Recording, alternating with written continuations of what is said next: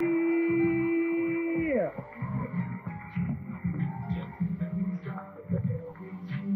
Yeah, yeah.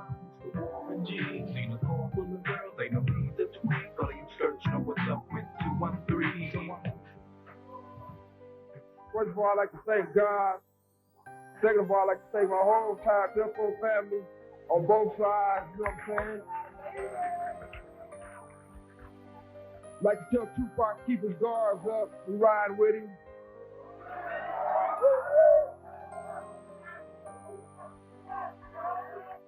And one other thing I'd like to say, any artists out there want to be an artist and want to stay a star, don't want to have to worry about the executive producer trying to be all in the videos, all on the records, dancing. Come to Death Row.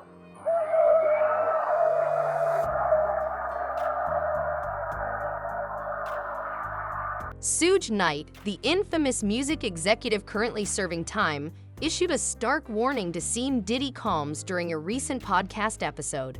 Knight stated, "Ain't Puffy, your life's in danger because you know the secrets." Initially, many listeners dismissed his comments, but as time has passed, they've started to raise eyebrows. Questions are swirling about whether Knight had some insider knowledge, potentially predicting Diddy's arrest or hinting at deeper issues surrounding the case. Diddy is currently being held at the Metropolitan Detention Center, MDC, in Brooklyn, which has garnered a reputation for its harsh conditions. Dubbed Satan's Anus, the facility is far from a five-star establishment. Reports indicate it suffers from overcrowding, violence, and unsanitary living conditions. To complicate matters further, Diddy, as a high-profile inmate, has been placed in solitary confinement. This marks a significant shift for someone used to the luxury and glamour of his previous life. Now he faces a stark new reality, with monitored showers and meals that are a far cry from the fine dining he once enjoyed. His safety has become a major concern, especially given comparisons to Jeffrey Epstein, who met a tragic fate in similar circumstances. During Diddy's bail hearing, things didn't look promising. Prosecutors painted a damning picture of him as a potential threat, emphasizing his history of intimidation and manipulation. They presented text messages from victims detailing their experiences of abuse and coercion, which contributed to a troubling narrative against him. In contrast, Diddy's legal team proposed a substantial $50 million bail offer, accompanied by promises of private security. However, the judge rejected the bail, citing concerns over Diddy's substance abuse issues, anger management problems, and the risk he posed to witnesses. The judge emphasized that there was no feasible way to ensure the safety of those who might testify against him if Diddy were released. The charges against Diddy primarily stem from his tumultuous relationship with singer Cassie Ventura. In November 2023, Cassie filed a civil lawsuit alleging a range of horrific actions during their time together from 2007 to 2018. Her allegations are graphic, claiming physical abuse and coercive manipulation. She described unsettling incidents dubbed freak-offs, where Diddy allegedly pressured women into sexual performances. Once Cassie's claims went public, they opened the floodgates for additional allegations against him, ultimately leading to his arrest.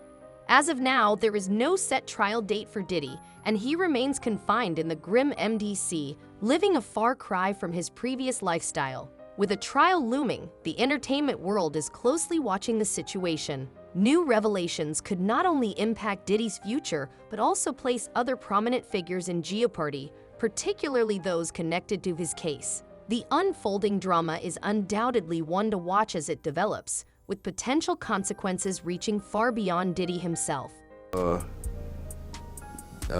Game 50, everybody was there. I just heard somebody say, "Suge Knight's here." And I looked, and Suge was there, and but he had some essays with him though. You know what I'm saying? He all essays. And he looked at Fifth, and Fifth was like, "What's up? What's up?" And Suge just like, he hit a cigar one time, and then he did like this little shit like that, wrap it up, and then everybody just turned around and left.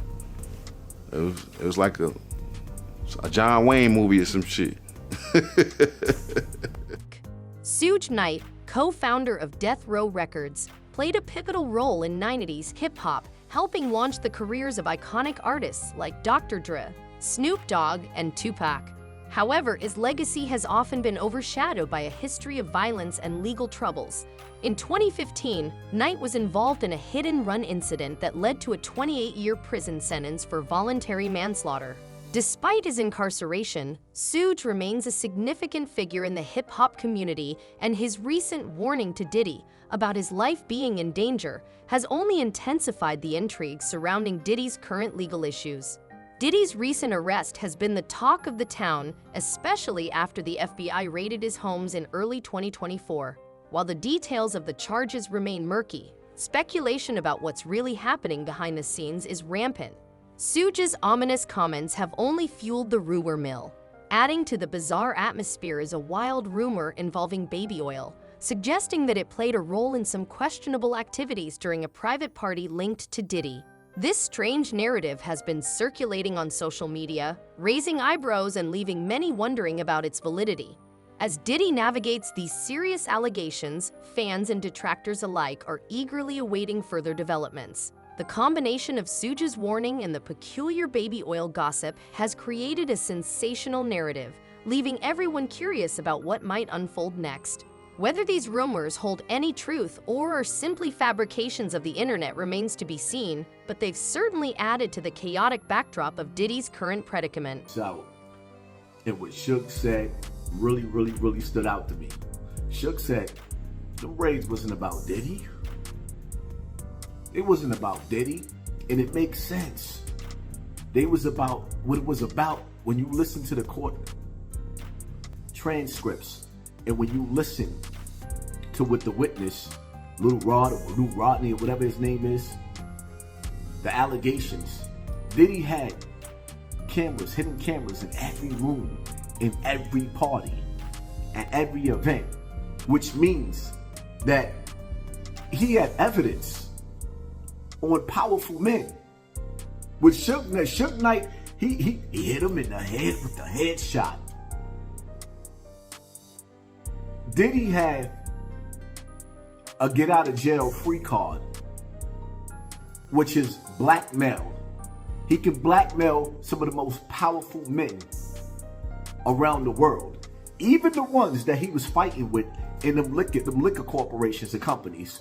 So what they do, you gotta understand, they send in their army. They made a statement, turned his family upside down, turned his house upside down. But the only thing I'm thinking is, like, when you sit back and you really analyze it, somebody put Diddy on point to what was going on.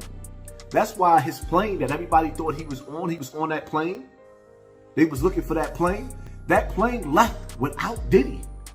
And 9 times out of 10, that plane probably was carrying the evidence to convict all these powerful men that Diddy's beefing with. Because Diddy, like, he need no brown right now. I ain't going down by myself. But if they catch that evidence, he ain't got nobody else to point the finger at. He can't prove it. The notorious rivalry between East Coast and West Coast hip-hop during the 90s is a chapter of music history that still resonates today. Central to this conflict were Suge Knight's Death Row Records and Diddy's Bad Boy Records, which were embroiled in a fierce competition that saw friendships turn sour and accusations fly. A pivotal moment in this feud occurred during the 1995 Source Awards, where Suge took pointed shots at Diddy, igniting a fire that would rage on for years. The stakes escalated dramatically as two of hip-hop's biggest stars, Tupac Shakur and Notorious Big, became embroiled in the chaos. Tragically, both were murdered, Tupac in 1996 and Biggie in 1997, leaving a profound impact on the music industry and the lives of those connected to it. Suge Knight's recent warning to Diddy has once again thrust this long-standing rivalry into the spotlight. He alluded to serious accusations surfacing in court, including Diddy's alleged involvement in controversial freak-off parties and even sex trafficking, which have reportedly contributed to his bail denial as he awaits trial. The environment surrounding Diddy's legal issues is charged with speculation and intrigue. especially given that rumors suggest he might have had a role in the deaths of both Tupac and speculate that Biggie was planning to leave the label, which would have posed a threat to Diddy's control over his lucrative royalties. This potential motive has kept the speculation alive. Pac was the first one on the scene wearing Versace shirts. He went and got the same Versace shirts Pac had. Which, all right, some dudes would do that. You would never catch me wearing something else, something that somebody else got. He was knocking down all the women that he thought Pac was knocking down. And what I mean is having sex with them. Why would you want to have sex with women you know for sure a dude that was once cool with you was dealing with? That's that image. Because you got to realize, bruh, Puff and Pac was cool at one time. We know this. Mopreme said that they was going to sign the Bad Boy. So if he's going to sign to Bad Boy, it was because of Corey and them. I put that picture on the internet. I put the picture on my channel of Corey Jones. Is Corey Jones, Corey Jacobs? I think Corey Jacobs and Pac right next to each other. Those was the real bad boys of Bad Boy. You understand? Those are the ones who got the 16 to life sentences. That Pac was gonna go and be with them first. But then Mopreme said when it became just Big and Puff, because Corey knew went to jail, he changed his direction. But nobody know why Pac and Puff fell out like they did. You understand what I'm saying? Nobody know why. But Puff had an obsession with him for whatever reason it was, because he started wanting to act. He started wanting to rap. He had an obsession so bad that at his Grammy Award winning speech, he used the same speech that Pac used. That shit is crazy. So when I say I'm obsessed with talking about Puff and telling y'all the truth,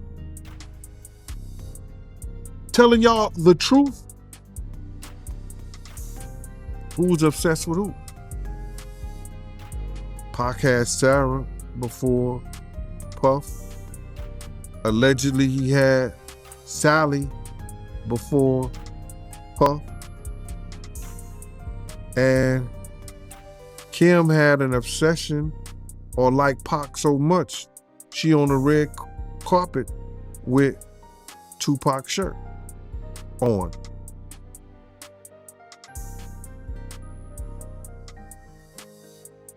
Who's obsessed with who? So you believe Diddy, he only got with Sarah Chapman because Pac, he had her at one point. And it was a bet in the office. Sarah was messing with an NBA basketball player. Puff bet all the niggas didn't believe that he could get it within 2 weeks. $100. So she actually was a $100 bet that he got. And who was the NBA player? I think it was Gary Payton, allegedly. That's what he said. Somebody said, she messed with Gary Payton? I bet you I get it. I bet you I have it within 2 weeks. Me and him and Sarah went to this party in Chicago that he was hosting with the Streets Entertainment. And we went to this store called Cranberry and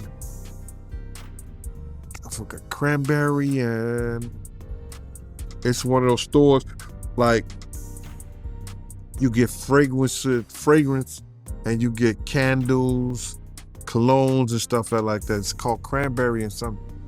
And from that point on, yeah. The notorious rivalry between East Coast and West Coast hip-hop during the 90s is a chapter of music history that still resonates today. Central to this conflict were Suge Knight's Death Row Records and Diddy's Bad Boy Records, which were embroiled in a fierce competition that saw friendships turn sour and accusations fly. A pivotal moment in this feud occurred during the 1995 Source Awards, where Suge took pointed shots at Diddy, igniting a fire that would rage on for years. The stakes escalated dramatically as two of hip-hop's biggest stars, Tupac Shakur and Notorious Big, became embroiled in the chaos. Tragically, both were murdered, Tupac in 1996 and Biggie in 1997, leaving a profound impact on the music industry and the lives of those connected to it. Suge Knight's recent warning to Diddy has once again thrust this long-standing rivalry into the spotlight.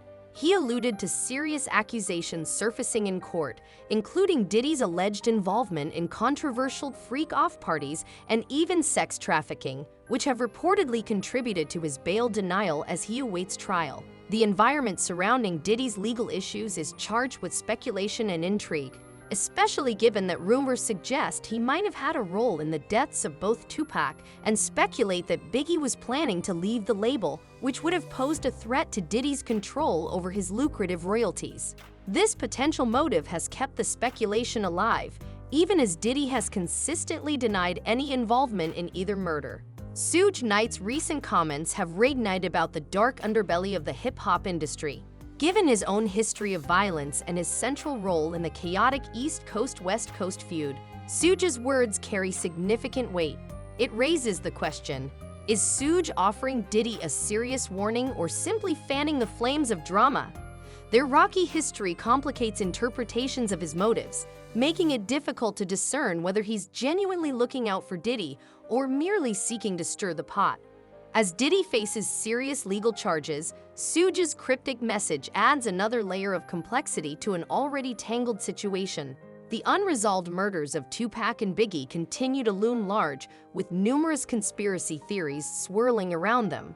These unresolved tragedies highlight the high stakes of the hip-hop world and the dangers faced by its most prominent players. Christopher Wallace, better known as Biggie Smalls, was tragically killed in a drive-by shooting on March 9, 1997, in Los Angeles, just 6 months after Tupac's assassination. Biggie was a key figure in East Coast hip-hop, signed to Diddy's Bad Boy Records, and his death sent shockwaves through the music community. In the aftermath of his murder, numerous theories emerged, with some pointing fingers at Diddy. However, former LAPD detectives Kading and Russell Poole eventually focused more on Suge Knight's potential involvement, tying it back into the broader context of the East Coast-West Coast conflict. As the hip-hop community watches Diddy's legal troubles unfold, the re-emergence of old wounds and unresolved mysteries serves as a reminder of the dark secrets that may still linger in the shadows of the industry. The weight of history hangs heavy, and the speculation surrounding Suge Knight's comments adds an additional layer of intrigue to the already tumultuous narrative of Diddy's future in the music world. Next Noik. Gene Deal, Diddy's former bodyguard, has come forward with shocking claims regarding the murder of Notorious Big. He asserts that Biggie's death was not a random act of violence, but a calculated hit, criticizing the LAPD for mishandling the investigation. Deal pointed to a dark Chevy Impala seen circling the area before the shooting, adding credibility to theories about LAPD corruption potentially contributing to the unsolved case. His account aligns with others close to the investigation, fueling conspiracy theories that suggest deeper issues within the music industry, possibly implicating Diddy himself. As the mysteries surrounding Tupac and Biggie's murders persist, the cloud of suspicion over influential figures in hip-hop keeps the dialogue alive. Diddy's ongoing legal troubles are further complicating the music landscape, particularly with ties to Universal Music Group and CEO Lucian Grange. A lawsuit has surfaced alleging Grange's involvement in questionable activities at Diddy's parties, including events where minors and drugs were allegedly present. With lawsuits piling up, music executives are reportedly on high alert, with at least 5 being advised to prepare for possible fallout.